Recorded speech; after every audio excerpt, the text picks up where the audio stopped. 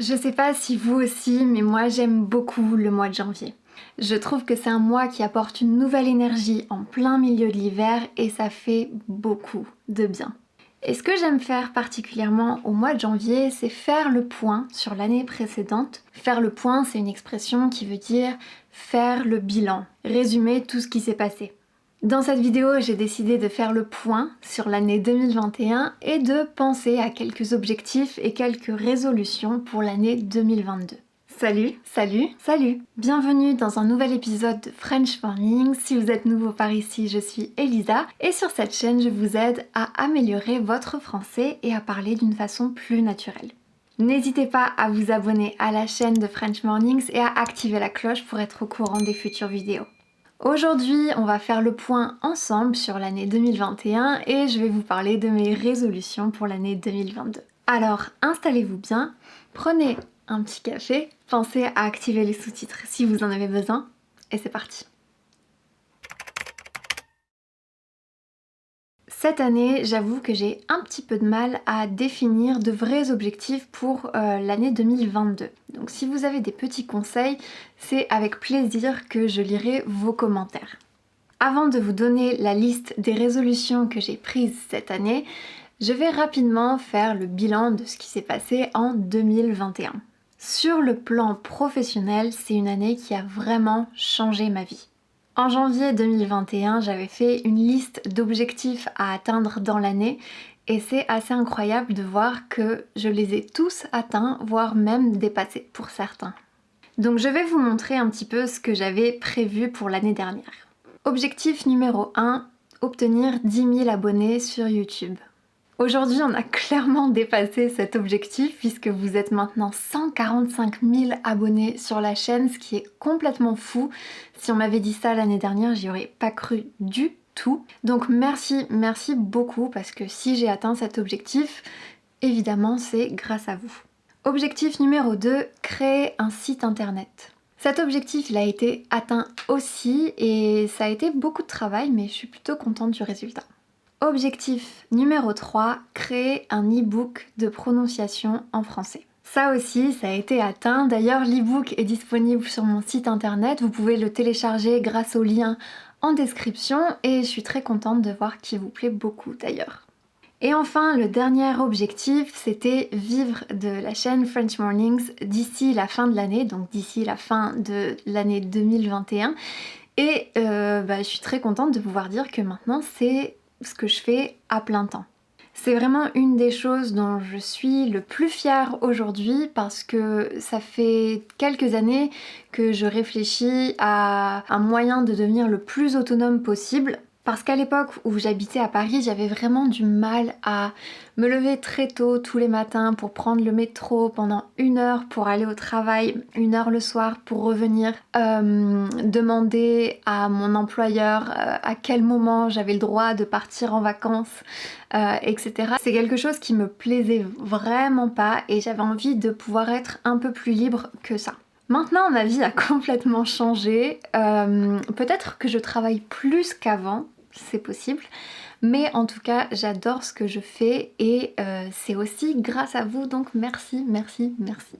Donc on va dire que le bilan de l'année 2021 est plutôt positif, mais il y a quand même quelque chose que j'aimerais améliorer pour cette nouvelle année qui arrive tant sur le plan professionnel que sur le plan personnel. Et c'est donc l'occasion parfaite pour moi de faire la liste de mes résolutions en 2022. En plus, j'adore faire des listes, je trouve que ça permet de garder bien en tête ce qui est important et de pas s'éparpiller. S'éparpiller, c'est un verbe qui veut dire essayer d'être un peu partout à la fois. On peut l'utiliser pour une personne. Par exemple, je m'éparpille dans mon travail, je travaille sur plusieurs choses mais rien de vraiment très important. Résolution numéro 1. Déménager. La première résolution, et je pense que c'est la plus importante cette année, c'est de déménager, c'est-à-dire de trouver un nouvel appartement et de m'y installer. En ce moment, je pense beaucoup à partir au Portugal parce que c'est un pays très ensoleillé, au bord de l'océan, donc ça me plaît beaucoup.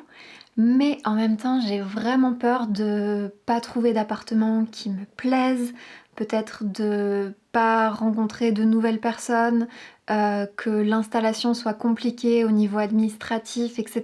Donc tout ça, ça me retient un petit peu et je sais pas, si vous avez déjà déménagé à l'étranger, je sais pas, donnez-moi vos conseils, dites-moi comment ça s'est passé pour vous dans les commentaires parce que j'ai vraiment envie de lire vos témoignages.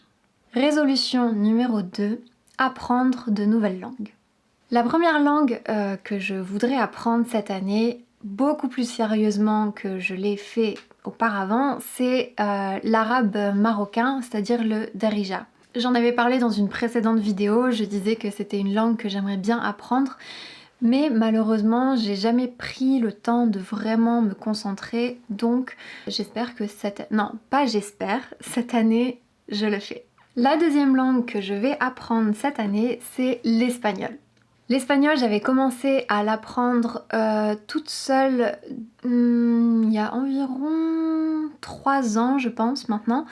Et au moment où j'ai commencé à apprendre l'italien, j'ai complètement arrêté d'apprendre l'espagnol parce que sinon, j'arrivais pas à faire la différence et je mélangeais les deux langues constamment. Mais maintenant que mon niveau d'italien est assez bon, je me suis dit que c'était le moment de commencer l'espagnol et je suis très contente de ça parce que c'est une langue qui est proposée par la plateforme Lingoda. Je vous en avais déjà parlé auparavant. Lingoda, c'est une plateforme de cours en ligne que j'aime beaucoup, qui est très sérieuse, très organisée et qui permet de bien voir sa progression d'un niveau à un autre. Donc c'est quelque chose qui me plaît beaucoup. J'ai besoin d'être un peu cadrée. Donc je vais prendre des cours d'espagnol avec Lingoda et j'ai très hâte de commencer. Résolution numéro 3, créer un cours de français. Mon autre grand projet de ce début d'année, c'est de créer un cours de français et je vous ai demandé d'ailleurs sur Instagram et sur YouTube quel type de cours vous préféreriez et vous m'avez répondu un cours de prononciation et ça tombe bien parce que j'adore parler de ça, c'est un sujet que j'aime beaucoup, qui m'intrigue, qui m'intéresse, donc je vais être ravie de créer ce cours pour vous. Et d'ailleurs, je suis curieuse d'avoir votre avis aussi. Quel genre d'exercice est-ce que vous aimez? Est-ce que vous aimez par exemple les dictées, les quiz? Dites-moi dans les commentaires, ça m'intéresse. En ce qui concerne la chaîne YouTube, j'ai aussi envie de créer une série de vidéos sur les langues régionales françaises qui sont encore parlées en France. C'est un sujet qui me tient assez à cœur. Tenir à cœur, ça veut dire que c'est important pour moi. Et c'est vrai que les langues régionales, on en parle assez peu en France parce qu'elles ont vraiment presque disparu malheureusement. Donc ce serait assez cool de pouvoir les faire entendre un petit peu plus. Résolution numéro 4, prendre soin de ma santé. La dernière résolution que j'ai prise, elle concerne ma santé. Avec ce nouveau mode de vie, cette nouvelle façon de travailler, je passe mon temps assise devant un ordinateur et c'est très mauvais pour le dos. Je sens que j'ai beaucoup plus souvent mal en bas du dos, que j'ai perdu un peu de muscle, donc il va falloir que je change mes habitudes et que je bouge beaucoup plus. J'adore le yoga, donc cette année j'ai décidé de vraiment m'y remettre de façon plus sérieuse. Et je me suis donné un autre défi, c'est de réussir à faire l'équilibre sur les mains d'ici la fin de l'année. Donc l'équilibre, c'est ce genre de figure-là. Si je réussis, je posterai la vidéo sur Instagram. Donc venez me suivre sur Instagram, c'est aussi French Mornings with Elisa et vous verrez si je réussis ou pas. Et ensuite, que vous dire d'autre? Prenez soin de vous. Je pense que cette année, c'est l'occasion de le faire aussi. Vraiment, prenez soin de vous, c'est important. Et quoi d'autre? Abonnez-vous.